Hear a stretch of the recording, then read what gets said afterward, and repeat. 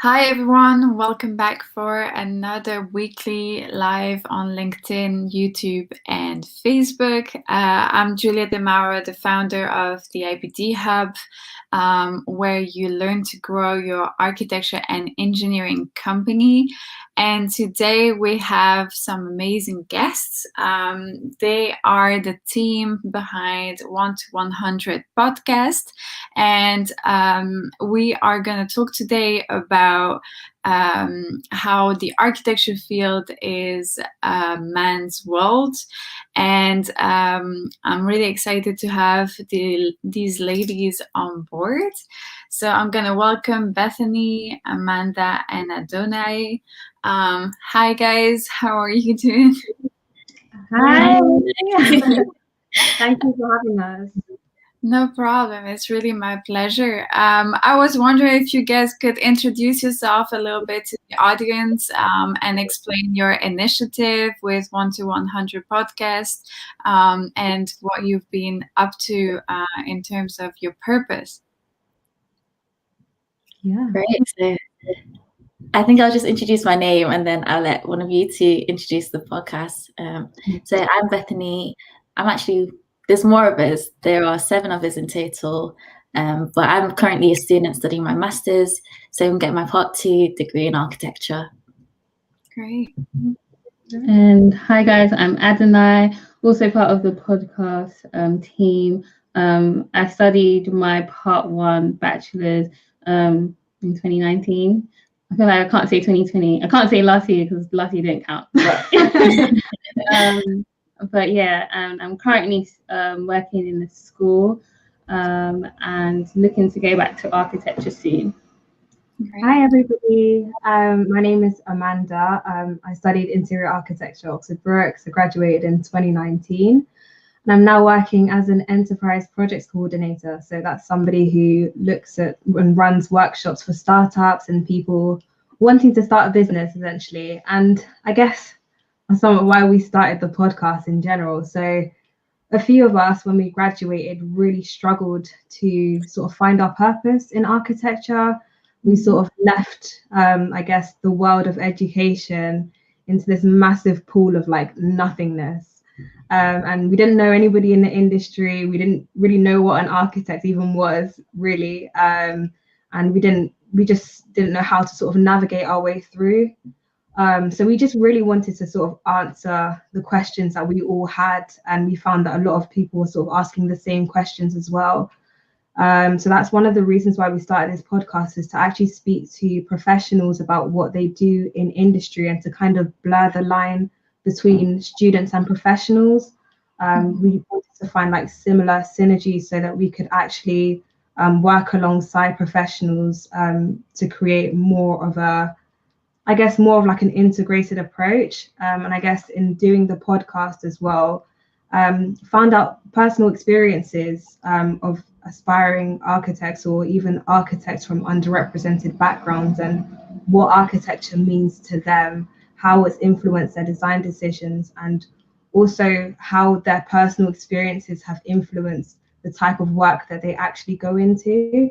So It's been amazing in starting the podcast, and we found that, you know, in starting it, it's provided people with better opportunities and, you know, better awareness of what an architect actually is. Yeah, for sure.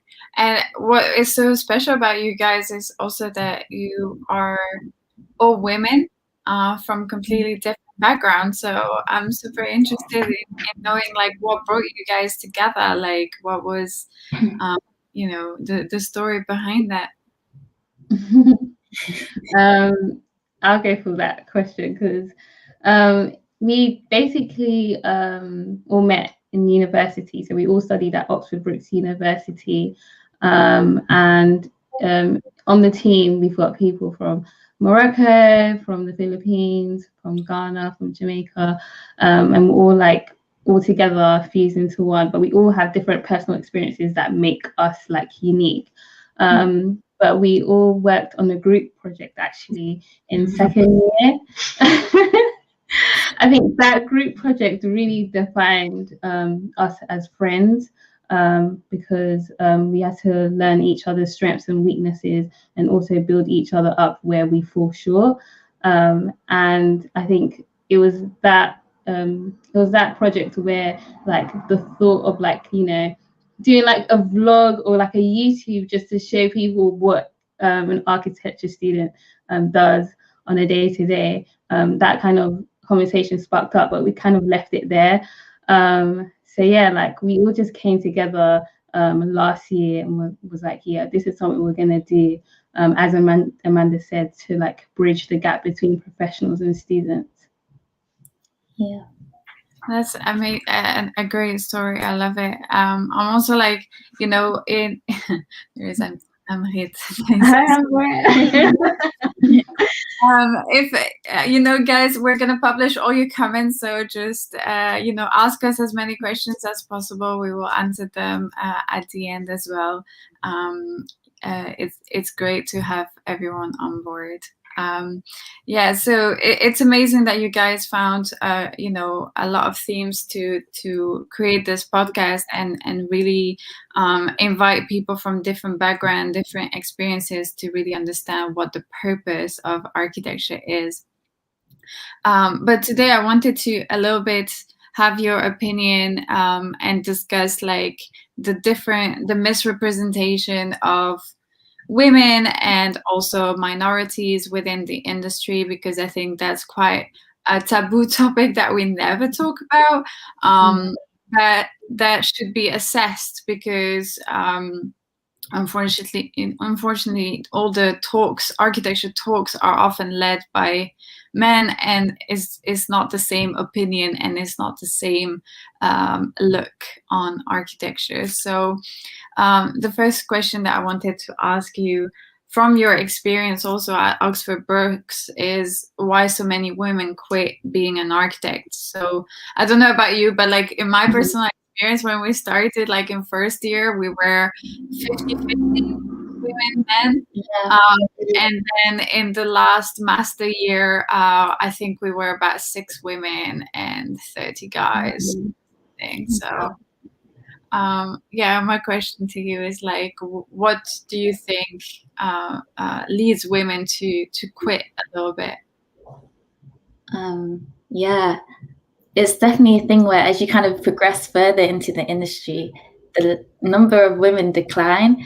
And I think there are a few reasons for that. I mean, we've been having these kind of conversations recently in the podcast that we'll be releasing soon. So it's been very interesting to hear a few personal experiences on how they've seen other people maybe drop out. One of them that comes up often is just having children and having to balance that family and work life. And architecture is so demanding. And I don't think it's very accommodating for women having that role as the mother in the industry and having to set aside time to either maternity leave. Someone spoke about how they were made redundant whilst in maternity leave. Although they're still practicing architect now, it can be barriers like this that can often cause people to fall away. And there's also the whole thing with the unequal pay and the pay gap. So it can be probably quite demotivating for some to constantly be working so hard and not being able to progress in the same way as their male counterparts. So that's just a couple of reasons that I can think of. Do you guys have any more?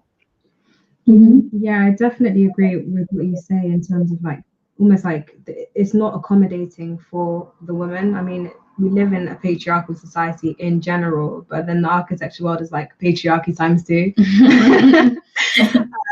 It's hard. Like it's almost as if you have to compromise either having a family life or having a career, and it's just not really fair.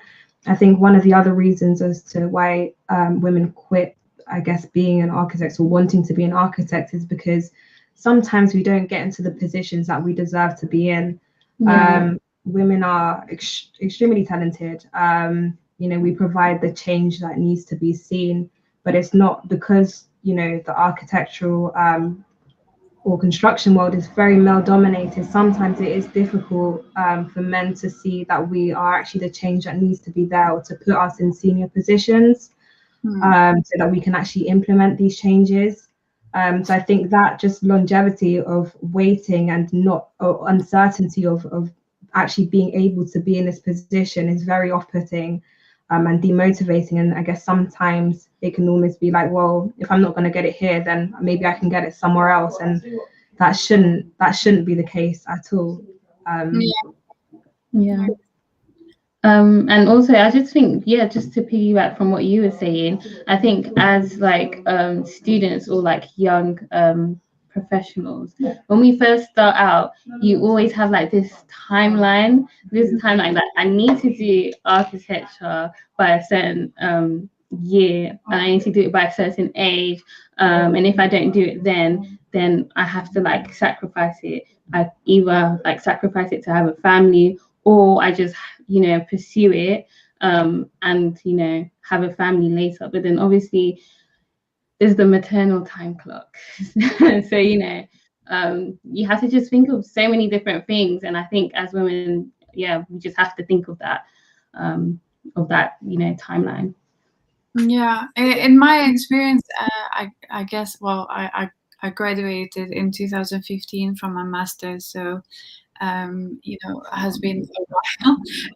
But like what I could see at university was that a lot of women didn't want to cope with all-nighters, and after a while were like, I don't want to get, depressed or anxious because of this. It's just simply not worth it,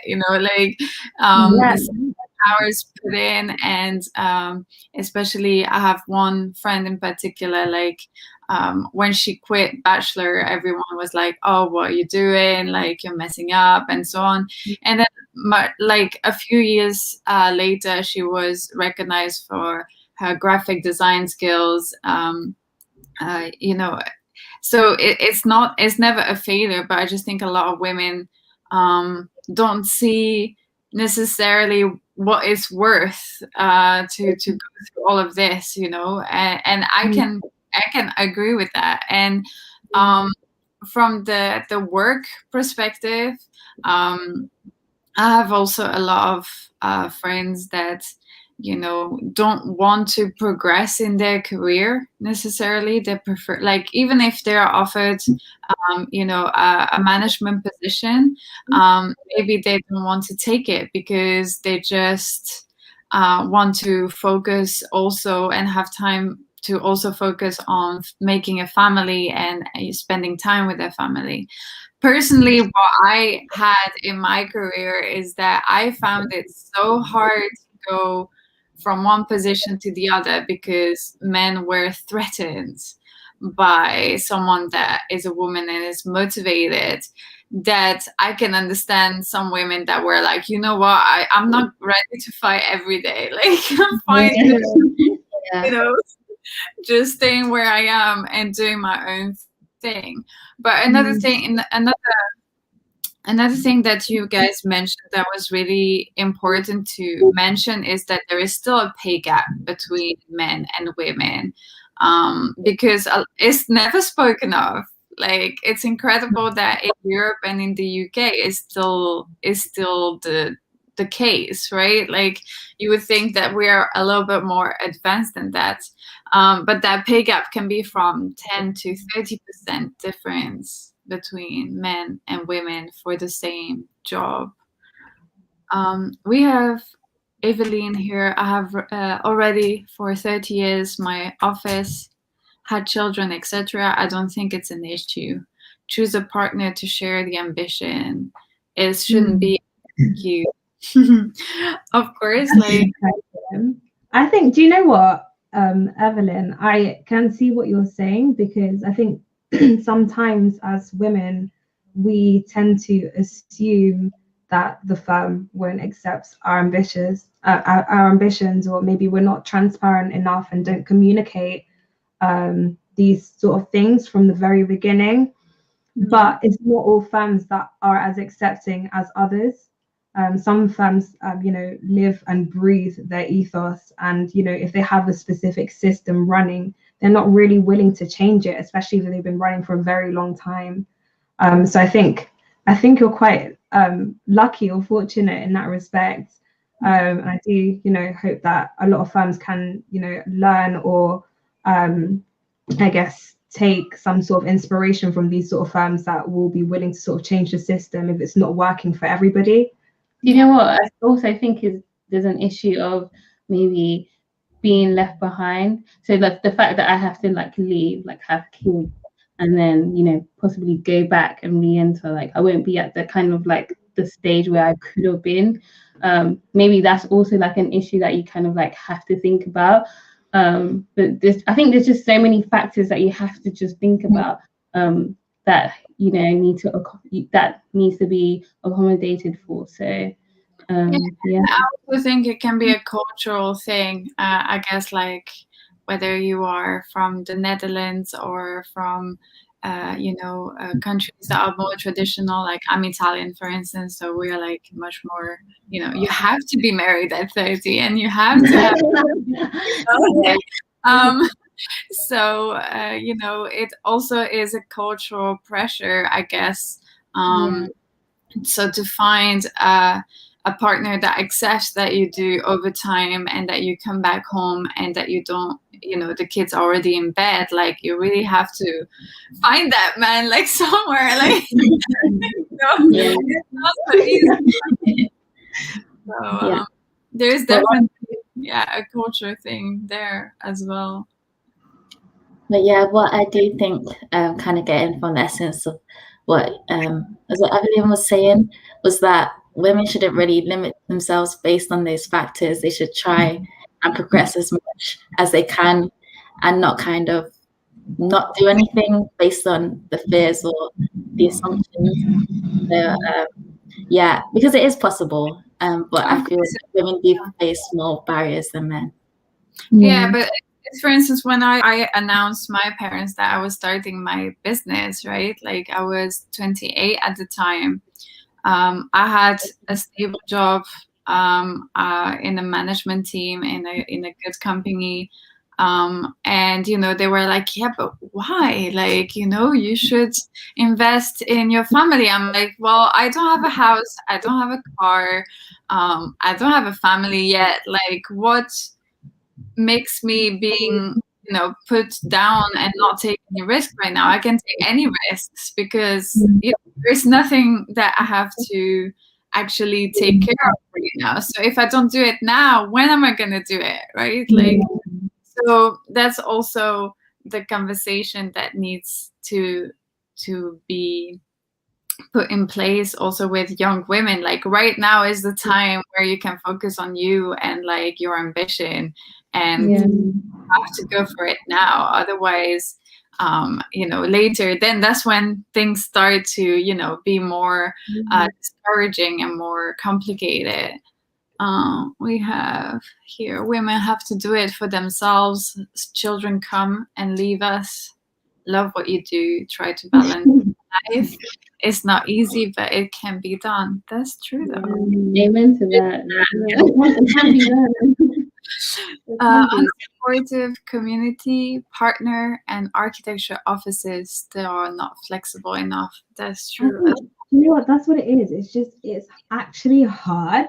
Like, it's actually really hard. And I think you have to develop a certain level of resilience that people just, you don't want to do it. Like, it's off-putting. And I think, when you've been studying for this amount of years and you've gone through this amount of pressure, this amount of resilience already from your crits, your tutors, you face so many barriers already. Why should the workplace be another barrier?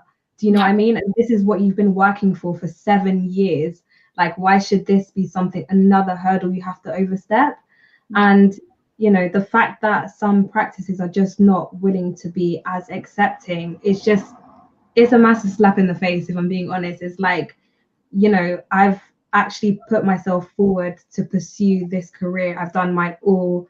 I've asked of everything that you've required, but you're still not accepting me into this practice. So I think, it's about resilience, but it's also a lot of frustration, you know, and not knowing as well. I think we need to have these conversations with men, and just kind of say, you know, what is it that or why are women not as accepted, and maybe they may have the answers to those questions, or maybe they may not even see it at all. You know, I think sometimes, you know, architects speak to other architects. Maybe we need to talk to like planners, for example, or male planners, and say, do you see the gender inequality within the architecture industry? Like, what is your sort of perception on this, and see how they respond to that. Because I don't know, sometimes I feel like we can be talking into the distance and not really be getting any response back. Yeah. But also what I realize is like there is a lot of successful women in management position in interior design. But for architecture, it's another story. It's almost as if they were accepting women in the interior design field, but for architecture, because you have to deal with construction, you have to deal with real estate developers, they kind of give the positions to the higher position to other men, and in order to, I don't know, negotiate or like have a representation of the firm that is a little bit different. But there is definitely a difference there. I don't know if you can you noticed it as well. I have a story-ish. When I was in undergrad, I mean, there was definitely like a lot of banter because I studied interior architecture rather than architecture. Like, well, that's not really architecture, but people used to call it inferior architecture as a little pun. I found it really funny, but then it kind of makes you think, like, inferior architecture, inferior design. It makes it seem like architecture is like the male-dominated thing, and then interior architecture or interior design is like a little bit less. And so I think that's how it's looked at in the construction world, is that if you are as part of the architectural industry, you are male dominated. If you're part of the interior design industry, which is a little bit, you know, more girly, more floral, more this and that, you're seen as a lot more female dominated. So I just think that's just how they look at it. Whether women can get like more recognition as being an architect as opposed to a female architect is another story in itself. Yeah, it's true. It's funny that you say, like, every time I used to say to people that didn't know me, like, I'm an architect, they used to say, oh, interior, right? And I was like, no, actually, I'm just an architect, and like I'm specialized in tall buildings. And they're like, oh, okay, like, you know, it's like, okay, like you would have said engineer, it would have been simpler for them to understand, I think. Yeah. You didn't work that hard. You didn't work that hard for someone to just say that to you. Yeah. Polia used to work with me, actually. It has been years I haven't seen her. She's in London. Really important topic. The more we discuss these issues, the greater chance of making positive change and inclusive change in the industry. I agree. Definitely. We are placed in a very difficult position between pursuing seniority and advancing, or stepping down to be able to raise our families, parallel to at the same time as workplace and responsibilities. I agree, Sarah. It's all about the challenge. But I wanted to ask you guys another thing, because as women of color, I guess that the narrative is even harder. But I wanted to know a little bit your point of view, because at least in my architecture school, there was maybe one Black woman in the whole school. So I was wondering, what was your point of view on that as well? It's a hard topic, and I know if you don't want to position yourself towards an opinion, that's fine by me. I think it has to be talked about, and that's the reality of it anyway. I think personally, we were quite fortunate, and it's I don't know. I say this slightly because we were fortunate enough to like meet other like Black students. There was only like a handful of us, but we're all in the podcast.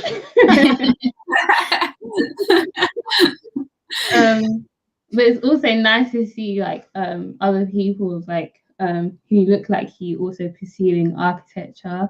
I think that's encouraging to see.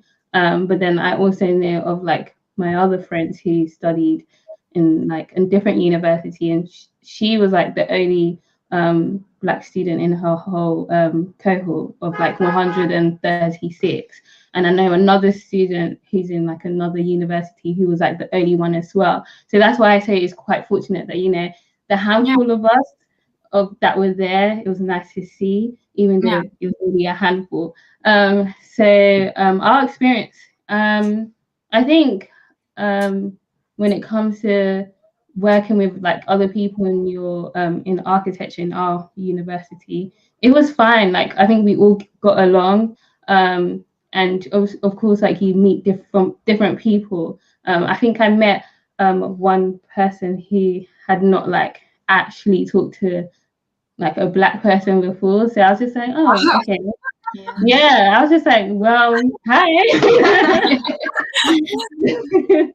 So yeah, like you just meet, the thing is you just meet like different people, and I think your uni experience, or like in architecture in any way, is what you make it. So yeah, it wasn't anything that like was too like, oh my gosh, this was traumatic. I guess so. I mean, if you had the luck to be you know, together in this, I guess it's great. But like I wonder why there is such a misrepresentation globally, like also not only in the UK but also globally. Like it seems like I don't know if it's like also like how do you say it, like a financial thing, because like, you know, you have to spend, sorry, my dog is but like, you know, it can be also that, well, you know, usually people go more for engineering or medical field because it is considered maybe a better position, and also financially you can make a difference. Sorry.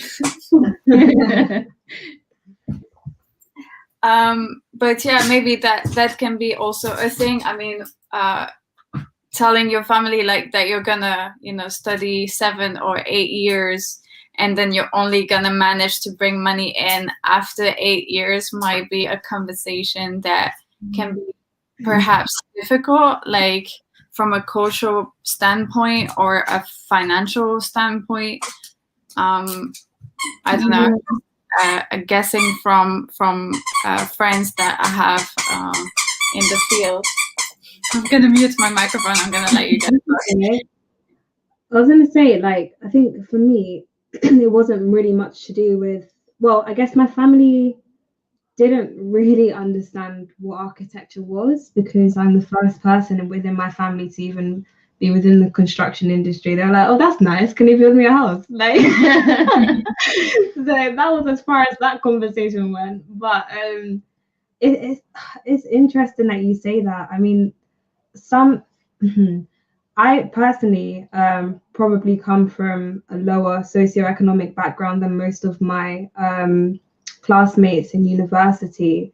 So that was really interesting in terms of making friends. Most of my friends came from the from those studying architecture as opposed to interior architecture, because I could relate to certain things a lot more. So I think socioeconomic background has a huge impact in the type of friends that you make in studying architecture too. You know, architecture is such an expensive course, and so unfortunately in the UK a lot of Black people do come from lower socioeconomic backgrounds, and that's not something that a fact that can be avoided.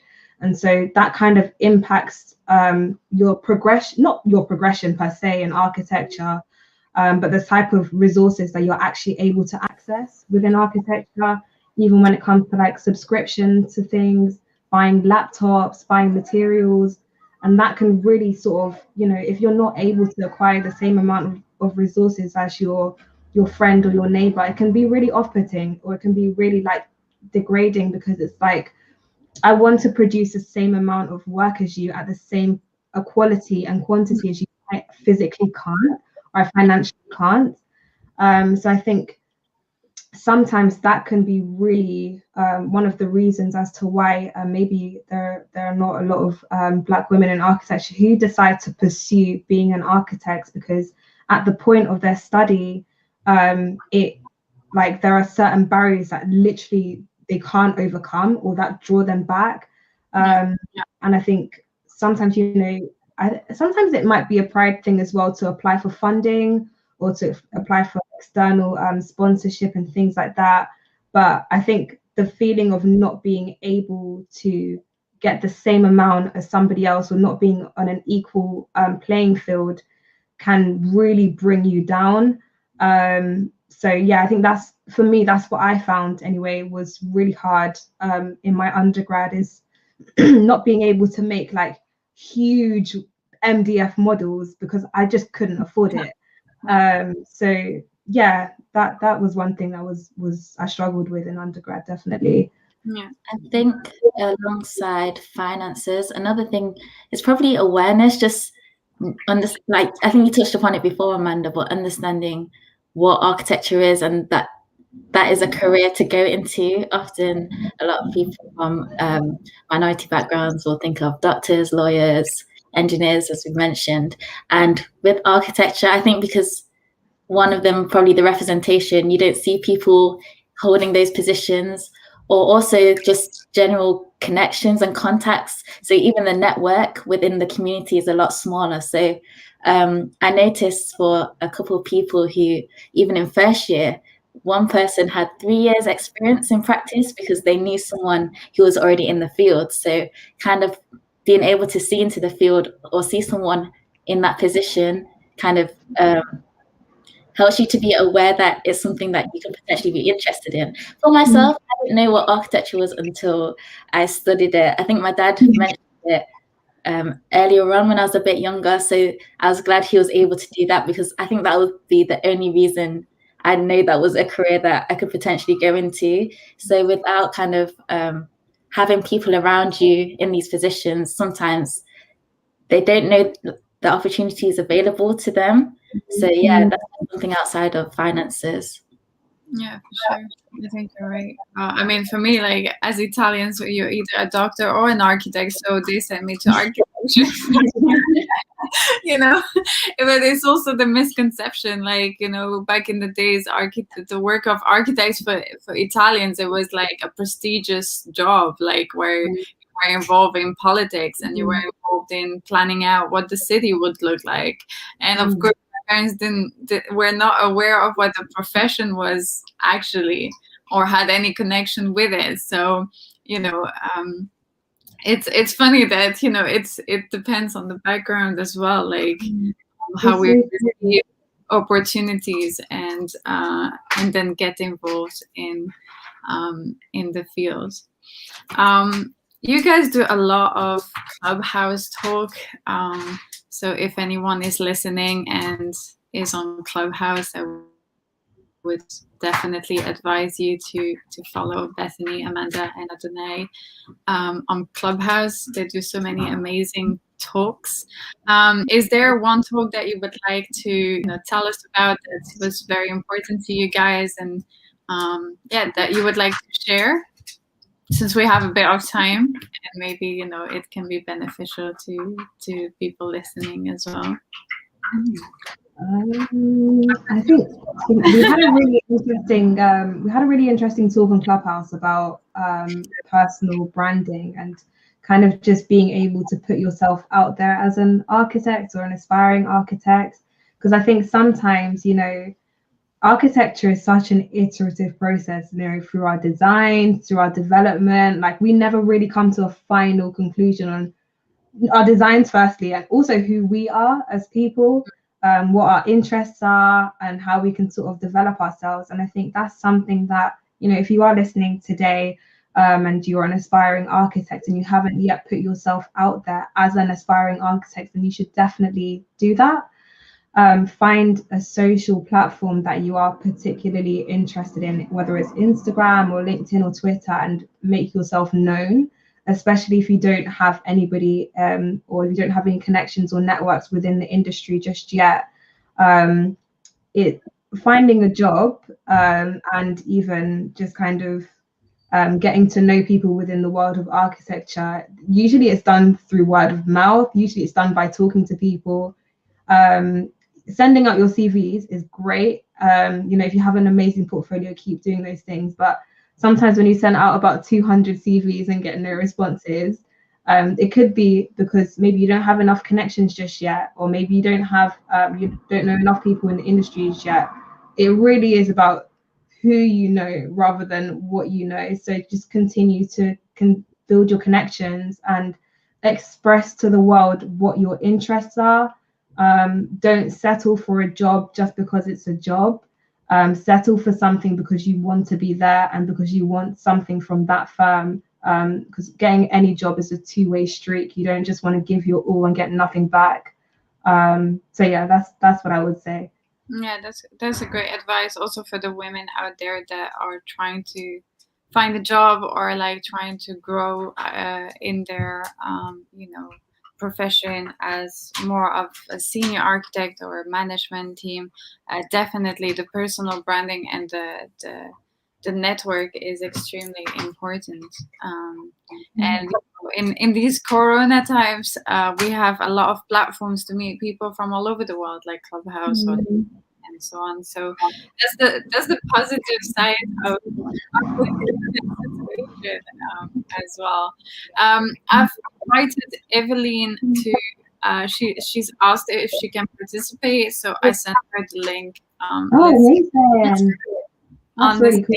I would be curious. So Evelyn, I sent you the StreamYard link. You can just connect if you want to speak with us. And yeah, I would be really curious to have your opinion on things. I know that things are a little bit different from your point of view. So, but yeah, how? So you guys are waiting to now do your master, I guess, all of you. Yeah. Bethany already doing it. That's with my tutor as well, which is really funny. Yeah. It's really funny. Like I had my tutor Ulysses in bachelor in Nottingham, and then he moved to Manchester University, and apparently he's with Bethany now. So that's really cool. That's so cool. That's actually so cool. Yeah. So Ulysses, if you're listening to us, it's more of a 6th year, so I'll probably have more of him next year. But yeah.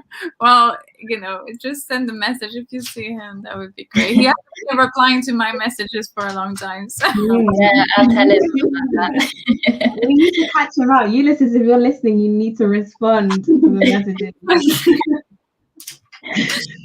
I'm trying to get Evelyn, but if it doesn't work, we can also move on to a different topic. But sorry, I thought someone spoke or mentioned something. So, what are in your podcast? What type of guest are you interested in? What kind of talks? Do you have themes every week, or is it per month, or do you have any target audience as well? Like, tell us a little bit more about 1 to 100.